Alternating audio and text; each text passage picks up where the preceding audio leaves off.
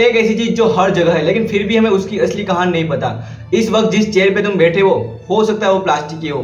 तुम्हारा टूथब्रश, तुम्हारा पेन, तुम्हारा लंच बॉक्स, तुम्हारे बैग्स, इवन तुम्हारे कपड़े, हाँ वो भी प्लास्टिक के हो सकते हैं। पर क्या तुम्हें पता है कि ये सब कैसे और किस परिस्थिति में शुरू हुआ था? प्लास्टिक एक नाम जो कभी ह्यूमन क्रिएटिविटी का सबसे बड़ा प्रूफ था, पर वो आज दुनिया के सबसे बड़े खतरे में बदल चुका है। और हाँ, सबसे डरावनी बात, हम अब भी प्लास्टिक को नहीं छोड़ पा रहे।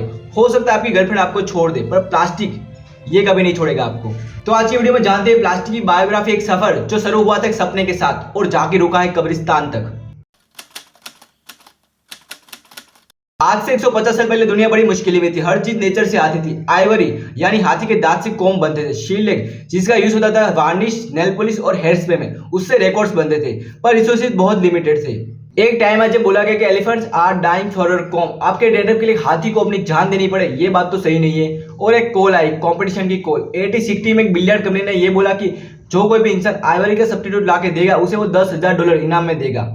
और ये चैलेंज एक्सेप्ट किया जॉन वेस्ले हयात ने, एक अमेरिकन इन्वेंटर जिसने बनाया सेल्यूलोड, दुनिया का पहला semi synthetic plastic, easy to mould, cheap and no harm to elephant. पर ये तो बस शुरुआत थी। क्या तुम जानते हो ये पहला प्लास्टिक बोला गया था मेंस विक्ट्री ओवर नेचर की, पर उन लोगों को नहीं पता था कि यह जीत उनकी फ्यूचर की सबसे बड़ी हार थी। 1907 में लियो बेगलन का इन्वेंशन हिस्टोरिकल था। लियो ने फर्स्ट ट्रू सिंथेटिक प्लास्टिक बनाया जिससे radio, telephone, wiring, insulation industry में रिवॉल्यूशन आ गया। वर्ल्ड वॉर 2 के वक्त नायलॉन, पैराशूट, हेलमेट सब कुछ बेकेलाइट से बनने लगा और ये बन गया वॉर टाइम हीरो। प्लास्टिक ने वैसे दुनिया को बचाया भी है, पर उस वक्त से ये दुनिया के लिए स्लो पॉइजन बन गया। वॉर के बाद सब प्लास्टिक के इतना इंप्रेस हुए कि सब बोलने लगे कि अब तो सब कुछ प्लास्टिक में बनाओ, खाना तो के प्लास्टिक में, कपड़े वो भी प्लास्टिक के।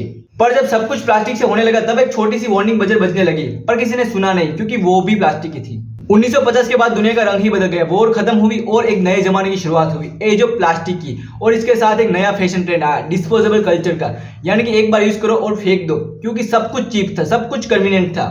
एक टाइम वो भी था जब लोग प्लास्टिक के कप दोबारा यूज करने में इंसल्ट फील करते थे। क्या मैं इतना गरीब हूं कि एक ही कप को दोबारा यूज करना पड़ रहा है? लेकिन हर कंफर्ट की एक कीमत होती है। पर तब किसी ने सोचा नहीं कि प्लास्टिक डिग्रेड नहीं होता, एक बार बन गया सो बन गया, सदियों तक यही रहने वाला है। जब पूरी दुनिया पार्टी करी थी प्लास्टिक के साथ, तब एक अनदेखा मॉन्स्टर ग्रो हो रहा था, गार्बेज का, पोल्यूशन का और एक एडिक्शन का। और ये एडिक्शन का नशा तो अभी तक नहीं उतरा। 1980s आते आते लोगों को अजीब सा फील होने लगा। रिवर क्लॉग हो रही थी, बर्ड्स की डेड बॉडी मिल रही थी, उनकी डेड बॉडी में प्लास्टिक रैपर्स, बोतल कैप्स मिल रही थी। एक चीज जो सब कुछ बना सकती थी वो आज सब कुछ बर्बाद भी कर रही है।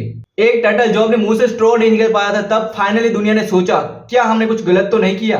एक बात सोचो, जितने भी टूथब्रश तुमने यूज की है बचपन से लेकर अब तक, वो कहीं ना कहीं अब भी मौजूद है और वो रहेंगे, और तुम्हारे मरने के बाद भी। साइंटिस्ट ने पहली बार ओशियन के पानी का एनालिसिस किया तब उनको मिले प्लास्टिक के माइक्रो पार्टिकल्स। ये माइक्रो प्लास्टिक छोटे तो है लेकिन इसका असर बहुत बड़ा है। ये बॉडी में जाते हैं, ऑर्गन में सेटल डाउन होते हैं और डीएनए तक को इफेक्ट करते हैं। आज एक इंसान अपनी लाइफ में हर साल 5 ग्राम प्लास्टिक कंज्यूम करता है, and that is the weight of whole credit card. Plastic ना सिर्फ कैंसर, इनफर्टिलिटी, हार्मोनल इनबैलेंस ला रहा है, बल्कि इमोशनल इंपैक्ट भी छोड़ रहा है। एक माँ जब अपने बच्चे को बोतल देकर सोचती है ये भी टॉक्सिक है, तो उसका भरोसा हर एक चीज से उठने लगता है। जब एक प्रॉब्लम इंसान बनाता है तो उसका सॉल्यूशन भी वही लाता है, और प्लास्टिक के अगेंस्ट में भी एक साइलेंट रिबेलियन शुरू हो चुका है दुनिया भर में। एक नाम अफरोज शाह, मुंबई का लॉयर, पर कोर्ट से ज्यादा लड़ाई लड़ी उन्होंने वर्सोवा बीच के लिए। वर्सोवा बीच एक टाइम पर एशिया का सबसे पॉल्यूटेड बीच था, पर एक आदमी ने सोचा कि बस अब और नहीं, और इसने क्लीनिंग शुरू की। फिर लोग जुड़ते गए और ये बन गया वर्ल्ड का लार्जेस्ट बीच क्लीनअप मूवमेंट। जब सी टर्टल बीच पे वापस आए 20 साल बाद, तब लोगों ने सोचा कि इंसानी हिम्मत में अब भी ताकत बाकी है। दुनिया भर के 90+ कंट्री ने प्लास्टिक बैग्स बैन किए। 2019 में इंडिया ने भी सिंगल यूज प्लास्टिक के खिलाफ कदम उठाए। पर क्या ये काफी है? बैन कर देना इजी है, लेकिन ऑप्शन क्या है? और क्या ये नए सॉल्यूशन, नई प्रॉब्लम तो लेकर नहीं आ रहे? प्लास्टिक को पूरी तरह से रिप्लेस करना दुनिया का सबसे बड़ा और मुश्किल टास्क होने वाला है। दुनिया ने इसके लिए भी बहुत कुछ ट्राई किया है। Corn starch plastic, bamboo toothbrush and paper straws. Effort की कमी नहीं है, challenge is scale. Plastic cheap है, ड्यूरेबल है, अब तो हर जगह पहुंच चुका है। बायोडिग्रेडेबल प्लास्टिक नाम तो सुना ही होगा, साउंड फैंसी, पर अगर इसे प्रॉपर कंडीशन में डिस्पोज ना किया जाए तो वैसे ही हार्म करता है जैसे ओरिजिनल प्लास्टिक करता है। एक माँ जब बायोडिग्रेडेबल डायपर यूज करती है तब उसे लगता है कि वो एनवायरनमेंट के लिए कुछ कर रही है, पर जब वो डायपर लैंडफिल में जाता है, मीथेन गैस क्रिएट करता है, तब वो भी एक गिल्ट बन जाता है। और इंडस्ट्री के लिए प्लास्टिक अभी भी किंग है, light weight, cheap and long lasting. तो क्या सिर्फ सॉल्यूशन टेक्नोलॉजी में है या फिर माइंडसेट में भी है? वैसे क्या आपको पता है इंडिया में बीजेपी, कांग्रेस आप सब छोटी पार्टी है, सबसे बड़ी पार्टी है प्लास्टिक पार्टी, क्योंकि इसका हर घर में ऑफिस है, हर बाजार में वर्कर्स है और सबसे मजेदार बात इसका मैनिफेस्टो सिर्फ एक लाइन का है, एक बार यूज करो हमेशा याद रहूंगा और साथ रहूंगा।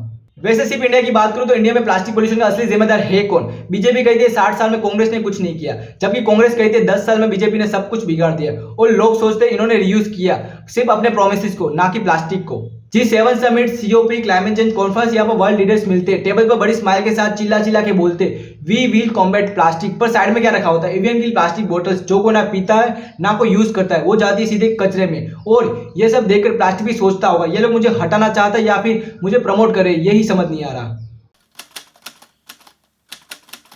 प्लास्टिक तो बुरा है, इसमें कोई शक नहीं, पर आइए देखते हैं दुनिया भर के फेमस लोग जिनकी दुनिया में चलती है और जो एनवायरमेंट की बातें करते रहते हैं उनका प्लास्टिक के बारे में क्या कहना है।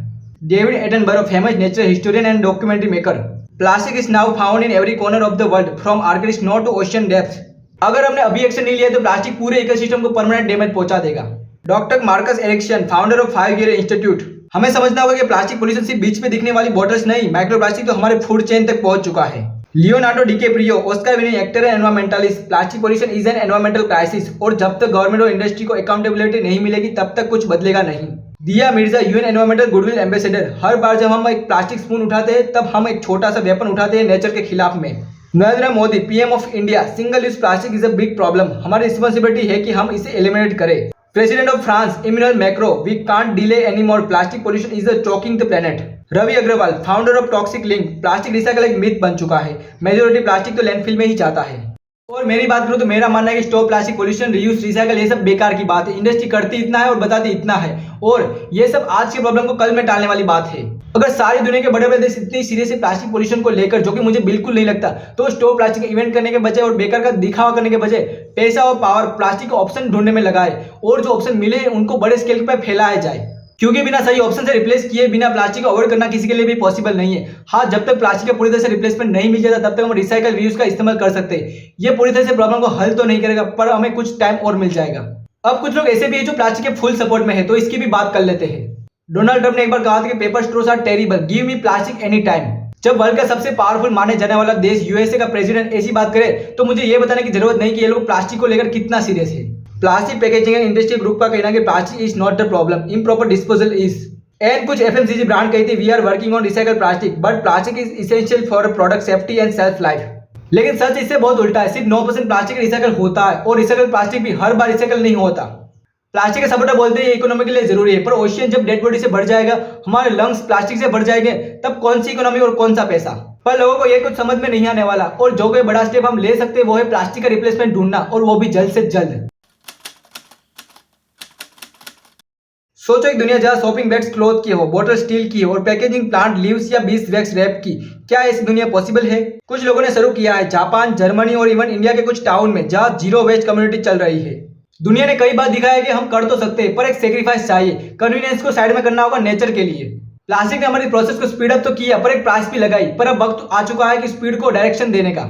ये कहानी अब तक डॉक्यूमेंट्री थी पर अब पर्सनल बैटल बनने वाली है, मेरे लिए, आपके लिए, हम सब के लिए। हर बार जब तुम एक प्लास्टिक स्ट्रॉ लेने से मना करते हो, हर बार अपनी वाटर बोतल को रिफिल करते हो, हर बार कचरा बाहर ना फेंक कर कचरा पेटी में डालते हो, तब तुम एक कहानी को बदलते हो। क्या हम वो जनरेशन है जो ये कह पाएंगी we were the ones who change the story.